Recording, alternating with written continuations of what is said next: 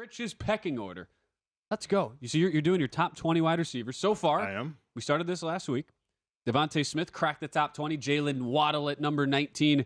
Brandon Ayuk at 18. T. Higgins 17. Tyler Lockett at 16. So we are doing our countdown 15 through 11 today, and I'm really excited for this, Pritch, and we'll see if I have any pushback on this. But okay. Your list, you supersede my thoughts on this. So who made the list at number 15 for you this year? This list is getting tougher and tougher, though, because the top 10, which I did already, I'm like, my goodness. Whoa. Okay. Right? The top 5 kind of define themselves. So, everybody knows who the top 5 is going to be, but they might be surprised of the order of that. But I was tasked with 15 through 11.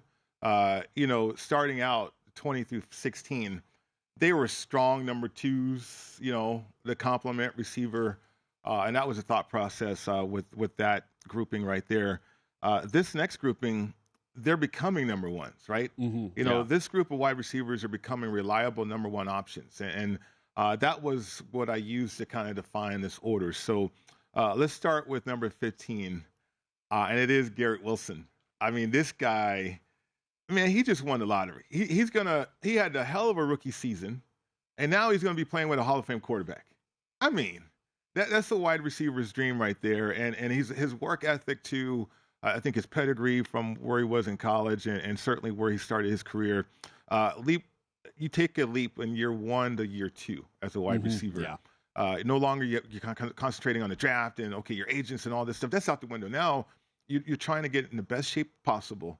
And you're working on your craft all year long, and you're working to evolve and get better, and certainly last the entire season. I mean, Garrett Wilson only started 12 games last year, and now, from a first down production, from a yards per target production, he's just a playmaking machine, I believe. And so he's that guy when you're looking at defining this group of players, becoming that number 1 reliable target. I mean, he just stood out to me at 15. Absolutely. The only question I have for him this year, we've seen Aaron Rodgers in the past as a quarterback take some time to trust young receivers he has not worked with in the past. Right. But this is different. It's not like he's a rookie coming in. He's a proven commodity, but we have seen the Jets add Allen Lazard and Randall Cobb, so that's where I wonder.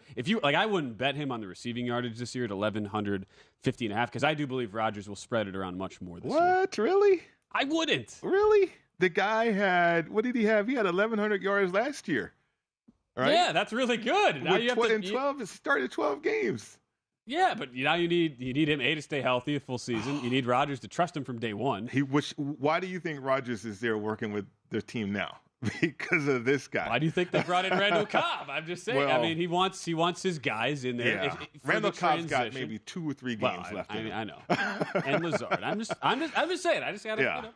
I don't disagree that he should he's a top 15 receiver in the league right now. If you're a number 1, you're going to go over 1,100 yards. For sure. Yeah. This next receiver you have, there were times in the past where I'm sure he would have been firmly in the top 10. Mm-hmm.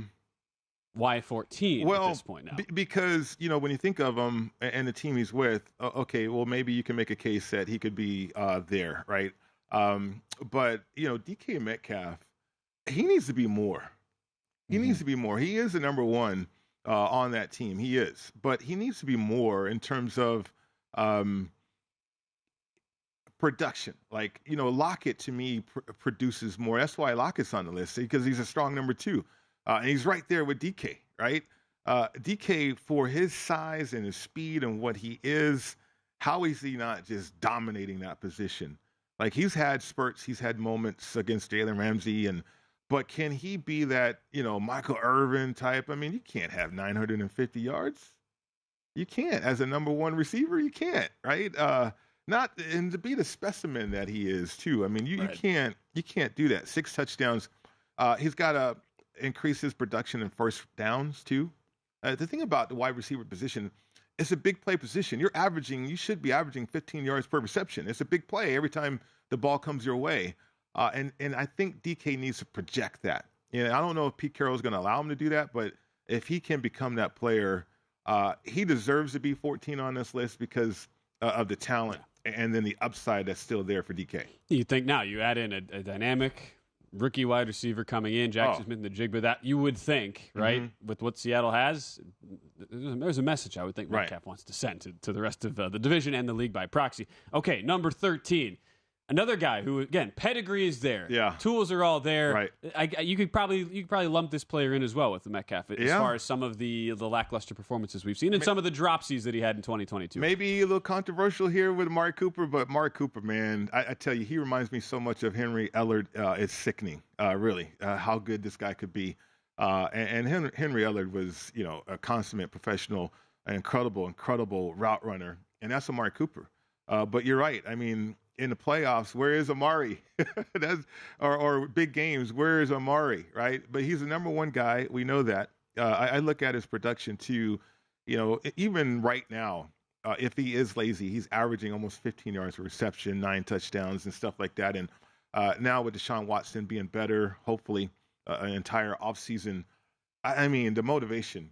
And that's the frustrating part about this list is because I'm ranking these wide receivers, but are they always motivated, right? And he's not a top 10 guy, but certainly deserving of being in a top 15 though. Guy with the second most drops in the league last year. Yeah, I knew you were going to come off And he still had 1,160 yards a season to go. So I look at him. You now have a full year with Deshaun Watson at quarterback, a year of offseason development, at least to form that bond. Oh, he is at 950.5. Like, it's awfully tempting to bet that. I know. Over. 9 touchdowns and over 60 first downs too.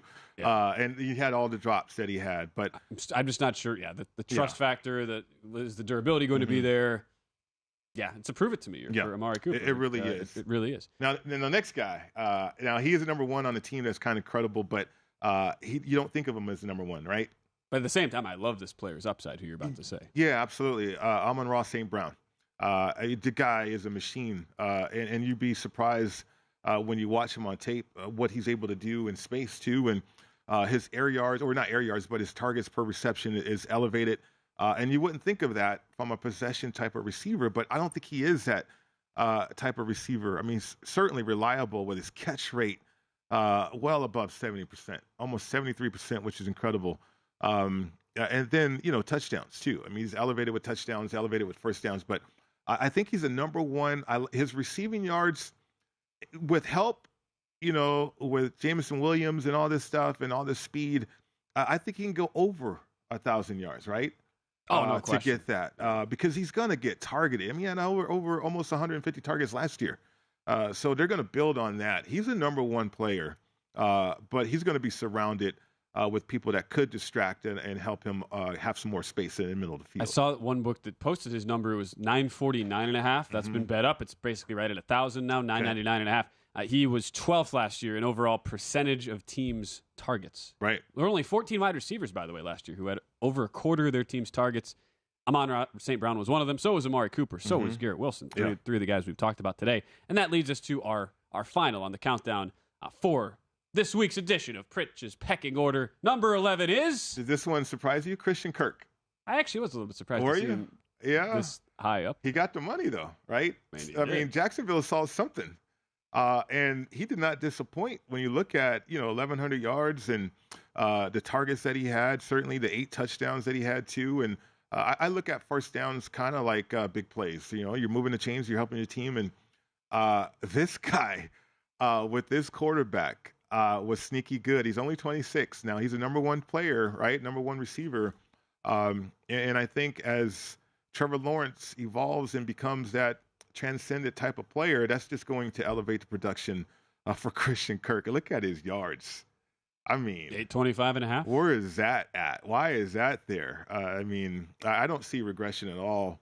I see tremendous over upside. 1,100 last year. Yeah, I know. And he's a number one receiver. And again, if you think of a player like this as a number one receiver, coaches think of getting him the ball, averaging almost 5 catches a game, 6 catches a game, or certainly you look at the targets too.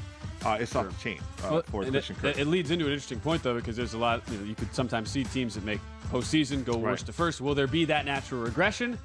Go to VSiN.com/subscribe to become a VSiN Pro subscriber today.